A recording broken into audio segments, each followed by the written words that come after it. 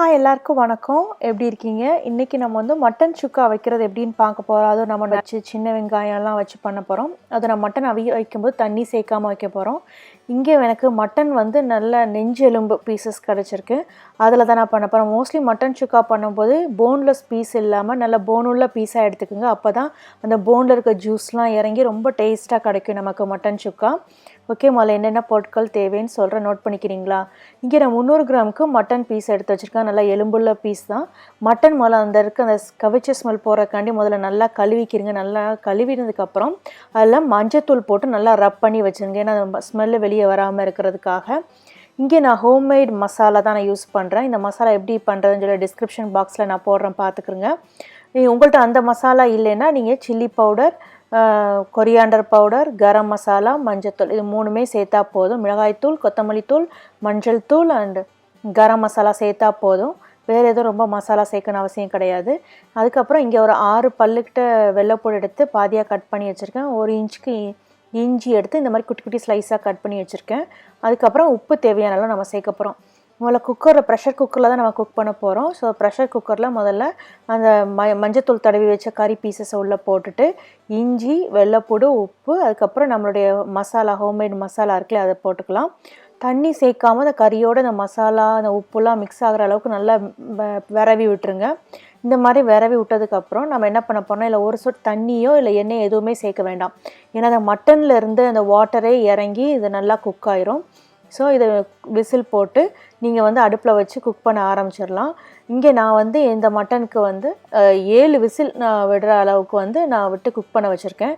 ஏன்னா மட்டன் வந்து நல்லா சாஃப்டாக கிடைக்கணும்னா நம்ம கொஞ்சம் எக்ஸ்ட்ரா விசில் விட்டால் தான் நல்லாயிருக்கும். 2 விசில் 3 விசிலில் இறக்கிட்டீங்க அப்படின்னா உங்களுக்கு மட்டன் வந்து அந்தளவுக்கு பீசஸ் உங்களுக்கு நல்லா வெந்து கிடைக்காது. ஏன்னா எலும்புலாம் போடும்போது இப்போ உங்களுக்கு மட்டன் இது குக்கரை ஓப்பன் பண்ணும்போது காட்டுறேன், எலும்பு எவ்வளோ தனித்தனியாக தெரியுதுன்னு பாருங்கள். ஸோ அந்த அளவுக்கு இது நல்லா குக் ஆகிருக்குது. அதாவது ப்ரெஷர் நல்லா கீழே போனதுக்கப்புறம் நீங்கள் குக்கரை ஓப்பன் பண்ணுங்கள். ப்ரெஷர் இருக்கும்போதே ப்ரெஷரை நீங்களே வெளியே தள்ளி விட்டுட்டு நீங்கள் வந்து குக்கரை ஓப்பன் பண்ண வேண்டாம். அது நல்லதும் கிடையாது. உங்களுக்கு இங்கே பார்த்தா தெரியுது இல்லையா, போன் பீசஸ் நல்லா தெரியுது உங்களுக்கு. இப்போ நான் திருப்பி அடுப்பை ஆன் பண்ணி நான் இதை கொதிக்க வைக்கிறேன். ஏன்னா அந்த மட்டன்லேருந்து வந்த தண்ணி நிறைய இருக்குது கொஞ்சம். அந்த தண்ணி எல்லாம் ட்ரை ஆகிற வரைக்கும் நான் அந்த பாருங்கள், இப்போ தண்ணி ட்ரை ஆகிடுச்சு. இப்போ அந்த மட்டனில் அந்த கொழுப்பு அந்த எண்ணெய் மட்டும்தான் இருக்குது. ஸோ இப்போ நீங்கள் அடுப்பை ஆஃப் பண்ணி தனியாக வச்சுக்கலாம். இப்போ தாளிக்கிறதுக்கு என்னென்ன பொருட்கள் தேவைன்னு சொல்கிறேன். இங்கே சின்ன வெங்காயம் ஒரு 8 சின்ன வெங்காயம் எடுத்து பாதியாக கட் பண்ணியிருக்கேன். ஒரு கையளவுக்கு தேங்காய் குட்டி குட்டி பீஸாக கட் பண்ணி வச்சுருக்கேன். கருவேப்பிலை சேர்க்கப்புறம் ரொம்ப முக்கியம் கருவேப்பிலை. அதுக்கப்புறம் வந்து ஜீரகம் 1 டீஸ்பூனுக்கு, சோம்பு, நல்ல மிளகு, அதுக்கப்புறம் காஞ்ச மிளகாய் நான் 3 எடுத்திருக்கேன். நாம் இன்றைக்கி இதை வந்து தாளிக்கிறதுக்கு தேங்காய் எண்ணெய் தான் யூஸ் பண்ண போகிறோம். சுக்காவுக்கு முடிஞ்ச அளவுக்கு தேங்காய் எண்ணெய் சேருங்க, ரொம்ப டேஸ்ட்டாக கிடைக்கும். தேங்காய் எண்ணெய் இல்லைன்னா நல்லெண்ணெய் சேர்த்துக்கலாம் நீங்கள். இப்போ நான் எண்ணெய் கொதித்த உடனே அதில் வந்து நான் இது நம்ம எடுத்து வச்சுருக்கோம் இல்லையா, சின்ன வெங்காயத்தையும் தேங்காயையும் போடுறேன். தேங்காயும் சின்ன வெங்காயம் நல்லா பொரிஞ்சிட்ருக்கு.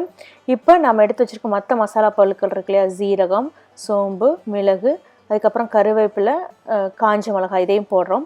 இதை போட்டு இது நல்லா எண்ணெயில் பொரியணும். உங்களுக்கு எப்போ பதம் வருதுன்னா அந்த சின்ன வெங்காயம்லாம் தனித்தனியாக கலண்டுட்டு வரும். அதே மாதிரி இந்த தேங்காயும் லைட்டாக ப்ரௌன் கலரில் மாற ஆரம்பிக்கும். அந்த மாதிரி வர நேரத்தில் வரைக்கும் நம்ம கொஞ்சம் வெயிட் பண்ணணும்.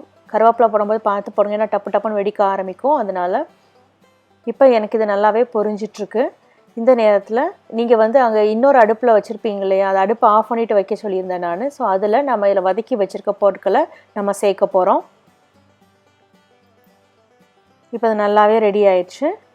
இது ரொம்ப மணமாக இருக்குது. எதுவும் தேங்காய் எண்ணெயில் நம்ம வதக்கியிருக்கனால இதை நான் அப்படியே கறியோடு சேர்த்துக்கிறேன்.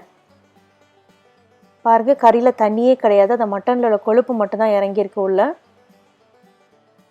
இப்போ அது எல்லாத்தையும் நல்லா சேர்த்துட்டு அது நல்லா கிளறி விடணும். அதாவது அந்த தேங்காய் எண்ணெய் வந்து ஃபுல்லாக அந்த கறியெல்லாம் போகிற அளவுக்கு, அந்த காரம் அந்த காஞ்ச மிளகாவில் வந்து காரம் இருக்குல்லையா, அதெல்லாம் அந்த கறியில் இறங்குற அளவுக்கு நாம் இதை நல்லா மிக்ஸ் பண்ணணும். நாம் இதில் ரொம்ப பொருட்கள்லாம் சேர்க்கலாம். ரொம்ப சிம்பிளான இன்க்ரீடியண்ட் வச்சு தான் பண்ணியிருக்கோம். ரொம்ப ஈஸியாக பண்ணக்கூடியது இந்த மட்டன் சுக்கா. மட்டன் சுக்கா பண்ணுறது ரொம்ப ஈஸி. அதுவும் நம்ம தண்ணி சேர்க்காமல் பண்ணியிருக்கோம். ட்ரை பண்ணி பாருங்கள். குக்கரில் தண்ணி இல்லாமல் கறியை அவிய வச்சு பாருங்கள், எப்படி வருதுன்னு சொல்லுங்கள். இந்த மட்டன் சுக்காவுக்கு நீங்கள் ரசம் வச்சு மட்டன் சுக்கா வச்சு சாப்பிட்டா அவ்வளோ நல்லாயிருக்கும். இல்லைனா மற்ற வெரைட்டி ரைஸ் கூட மட்டன் சுக்கா வச்சு சாப்பிட்டா கூட அவ்வளோ பிரமாதமாக இருக்கும். இதை ட்ரை பண்ணி பாருங்கள். பார்த்துட்டு உங்கள் கமெண்ட்ஸை சமையல் விருந்தில் போஸ்ட் பண்ணுங்கள். இன்னும் மட்டனில் உங்களுக்கு என்னென்ன ரெசிபீஸ் வேணும்னு சொல்லுங்கள், நம்ம பண்ணலாம். நம்ம இன்னொரு வீடியோவில் சந்திக்கலாம். சேனலை சப்ஸ்கிரைப் பண்ணுங்கள், ஷேர் பண்ணுங்கள். நன்றி, வணக்கம்.